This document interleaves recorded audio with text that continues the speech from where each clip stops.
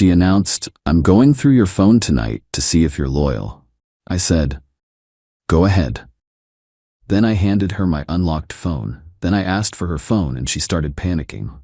I, 32 male, was sitting on the couch watching the game last Thursday when my girlfriend Natalie, 29, walked in with this determined look on her face. We'd been together for 2.5 years, living together for 8 months. "We need to talk," she announced. Standing directly in front of the TV, I paused the game. "Okay? I'm going through your phone tonight to see if you're loyal." I blinked. This came out of nowhere. Why?" "Because Brittany's boyfriend was cheating and she never knew. I need to make sure you're not doing anything behind my back." Now Brittany was her best friend who just discovered her man had 3 side pieces. Fair enough that she was paranoid, but still, you don't trust me? It's not about trust, it's about verification. If you have nothing to hide, you have nothing to worry about. The irony of that statement would become apparent real soon. "Okay," I said, pulling out my iPhone. "Here." I unlocked it with Face ID and handed it over. She seemed surprised I didn't protest. "Just like that?"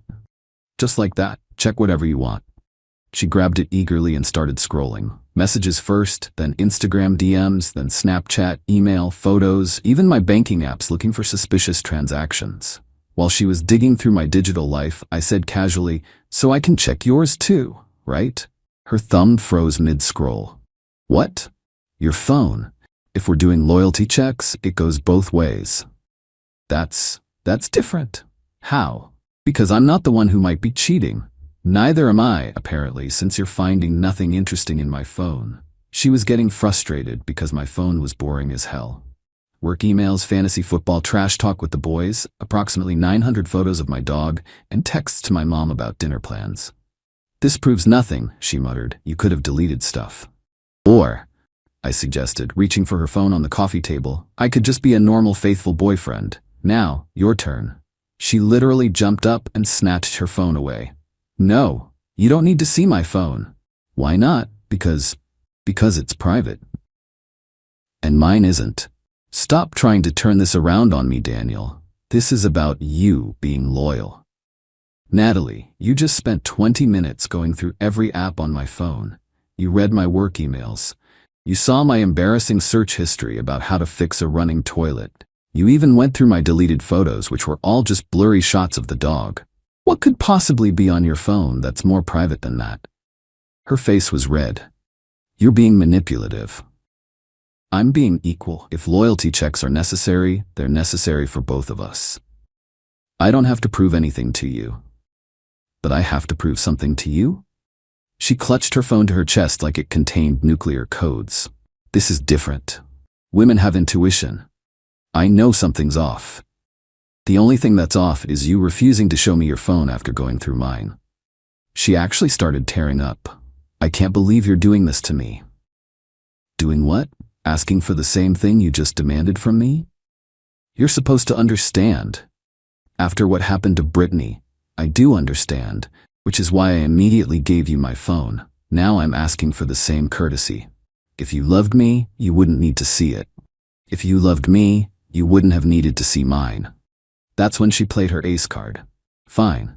If you don't trust me, maybe we shouldn't be together." Classic. When caught in hypocrisy, threaten the relationship. "Okay," I said calmly. "Okay what?" "Okay, maybe we shouldn't be together." Her jaw dropped. "You're breaking up with me because I won't show you my phone?" "No, you're breaking up with me because you won't show me your phone after demanding to see mine. I'm just agreeing with you."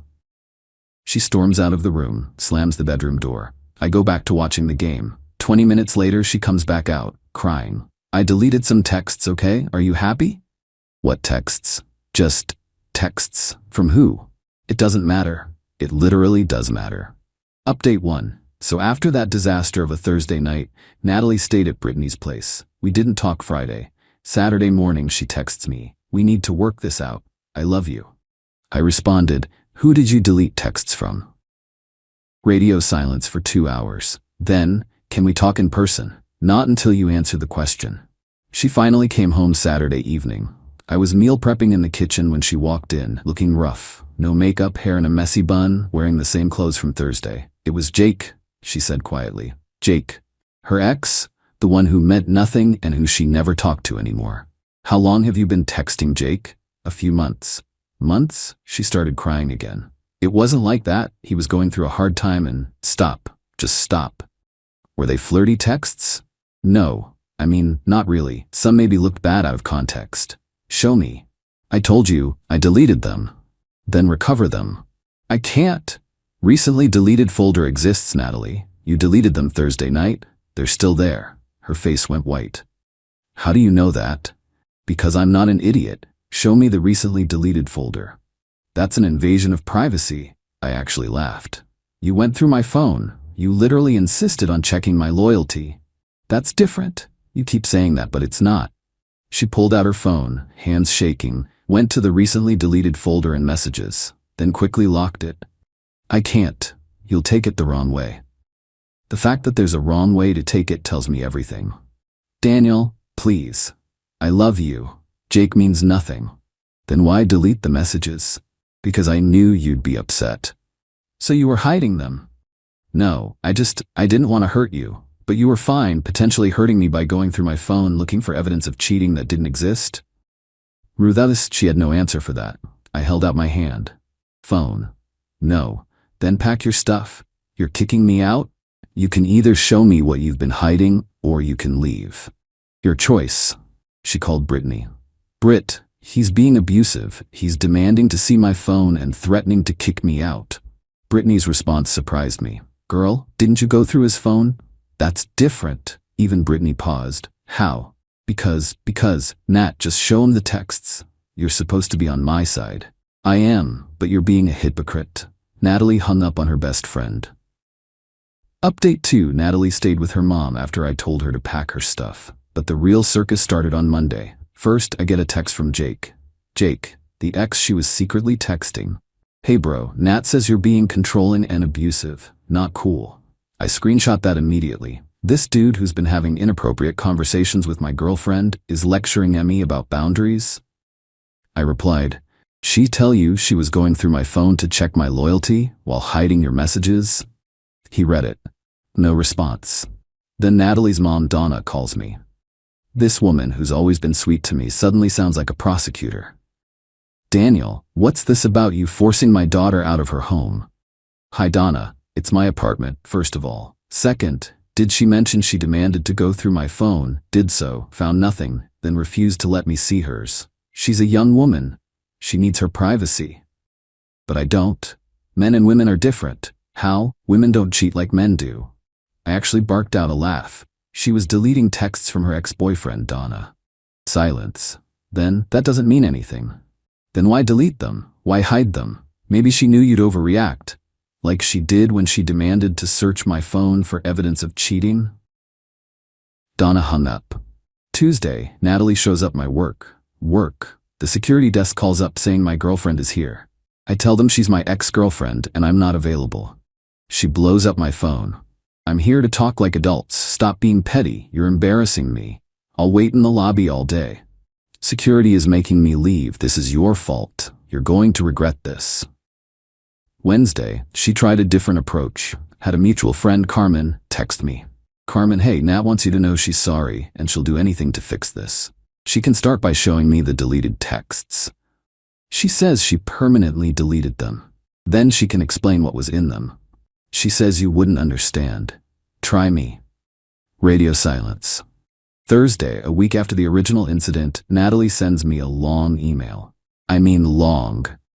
Like 2,000 words about how I'm controlling, manipulative, emotionally abusive, gaslighting her, making her feel unsafe, violating her boundaries, being vengeful, all because I asked for the same thing she demanded from me. I replied with one line, you can pick up the rest of your stuff Saturday between 10 a.m. and noon. I'll be here. She responded, we need to talk about this like adults. Nothing to talk about. You wanted to check my loyalty while hiding your own disloyalty. I wasn't disloyal. Prove it. I don't have to prove anything to you. Exactly my point. Update 3 Saturday arrived. 10 a.m. sharp. Natalie shows up with Brittany and 2 guys I didn't recognize. The muscle, apparently, in case I tried something. Really? I said, looking at her entourage. I don't feel safe, she announced dramatically. You lived here for 8 months without issue, but sure. I had already boxed up her stuff and placed it by the door. Organized, labeled, nothing damaged. I even bubble-wrapped her precious succulent collection. This is all of it, she demanded. Everything that's yours. She started going through boxes, clearly looking for an excuse to stay longer or start drama. Then she found it. Where's my grandmother's ring? For context, her grandmother gave her a ring about 6 months ago. She wore it maybe twice, then kept it in her jewelry box. It's in the jewelry box, third box from the left. She dug through it. It's not here. Yes, it is. Small blue velvet pouch. She pulled out the pouch, opened it. The ring was there. She looked disappointed. What about my half of the deposit? What deposit? The apartment deposit. That I paid entirely myself before you moved in. I've been living here. I have rights. You're not on the lease, Natalie. One of the guys she brought spoke up. That's illegal, bro. She's a tenant. I pulled out my phone and showed them screenshots I'd saved. According to these texts from 8 months ago, she was temporarily staying with me. She insisted on not being added to the lease because she didn't want the commitment. Her words. Natalie's face went red. You screenshot our conversations? After Thursday night? I screenshot everything. Brittany actually snorted. Girl, you played yourself. Whose side are you on? The side of logic, Brittany muttered. As they were loading boxes, Natalie tried one more manipulation. I'll show you the texts if you take me back. I stopped what I was doing. What? The deleted texts. I'll show them all to you if you promise we can work through this. You mean the texts you said were permanently deleted? She pulled out her phone. I have screenshots. Of course she did. So you lied about permanently deleting them?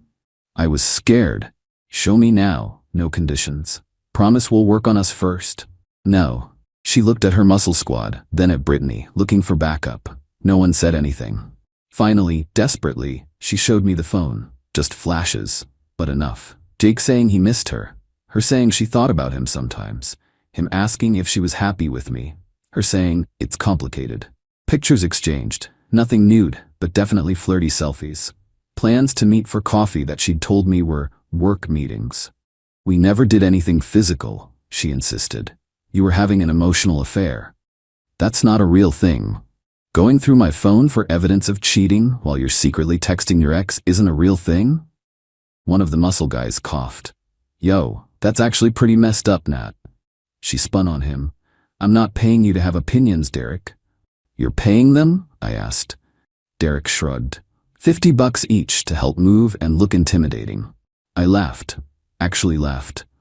She hired security to move out of an apartment where she was secretly texting her ex while accusing me of cheating? Even Brittany shook her head. Nat, this is wild. Final update 1 month later. It's been a month since Natalie moved out, and boy did she not go quietly into that good night. Week 1 post-move, she started a whisper campaign among our mutual friends, told everyone I was emotionally abusive and controlling. What she didn't count on was me having screenshots of everything, including her admission about Jake. When people asked for my side, I just sent them the whole Thursday night text exchange where she demanded to see my phone. Most people figured out the hypocrisy pretty quick. Week 2. She tried to get back with Jake. This I heard from Brittany, who despite everything, gave me updates because she was disgusted with Natalie. Apparently Jake wasn't interested in actually dating her, he just liked the attention and the ego boost of talking to someone's girlfriend. When she showed up at his place talking about finally being together, he told her he was seeing someone else. The karma was delicious. Week 3. She called me crying at 2 a.m. on a Tuesday. I messed everything up. Yes, that's all you have to say? What do you want me to say, Natalie? That you forgive me, that we can try again. No, I showed you the texts. After lying about deleting them, lying about permanently deleting them, and only as a bargaining chip. I was scared. Of what? You went through my phone like you were conducting a federal investigation. I know you're seeing someone new. I wasn't, but interesting that she was still keeping tabs on me. That's none of your business. Is it Carmen? What? No, Carmen is married. I know you always thought she was pretty. Natalie, I need you to understand something.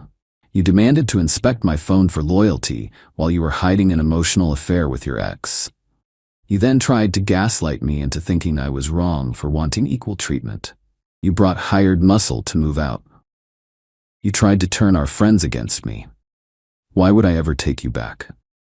Because I love you. You love the stability I provided. You love having someone to pay half the rent while you text your ex. You don't love me. She hung up. Week 4. Last week, I ran into Jake at a bar. This was awkward. He tried to do the bro nod and keep walking, but I called out to him. Jake, hey man, look, about everything.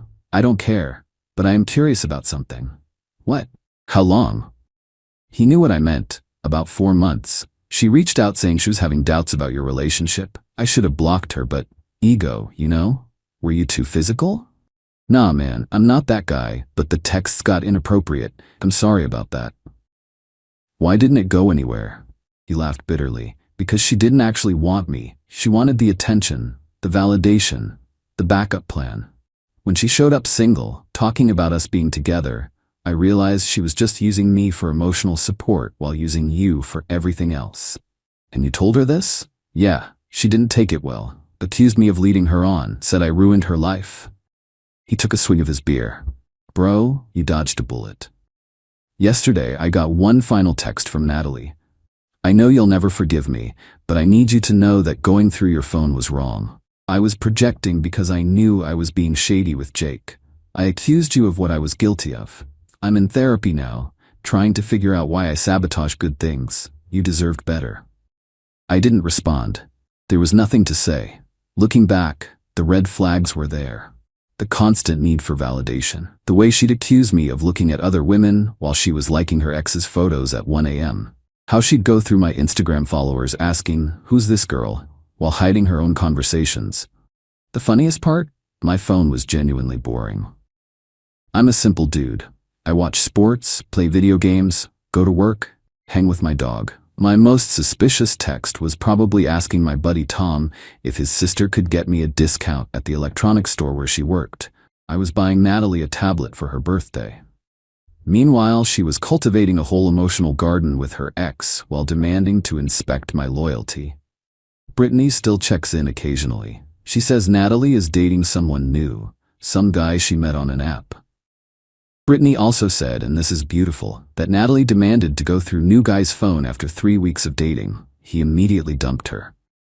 Pattern behavior doesn't change without serious work. As for me, I'm good. Living alone again is peaceful. No one demanding to investigate my digital life while hiding their own secrets. No one projecting their guilt onto me. Just me, my dog, and my genuinely boring but drama-free existence. The moral of the story? When someone demands transparency but refuses to provide it themselves, that tells you everything you need to know. The guilty dog barks first, as they say. And if your partner wants to perform a loyalty check, make sure it goes both ways. You might be surprised what comes crawling out when the lights get turned on. Peace out, Reddit. Remember, if they accuse you of cheating out of nowhere, check their phone. The projection is usually real. Edit. Since everyone's asking, yes, I still have all the screenshots. No, I'm not posting them. Despite everything, I'm not trying to destroy her life, just live mine in peace. Edit 2. To the people saying I should have just shown trust and not asked for her phone. She literally went through mine first. The double standard is wild. If you demand transparency, be ready to provide it. Edit 3. Brittany is a real one. She saw her best friend's BS and called it out. She also apologized for initially thinking I might be the problem. We're cool now. No, we're not dating. She's engaged to a great dude who finds this whole story hilarious.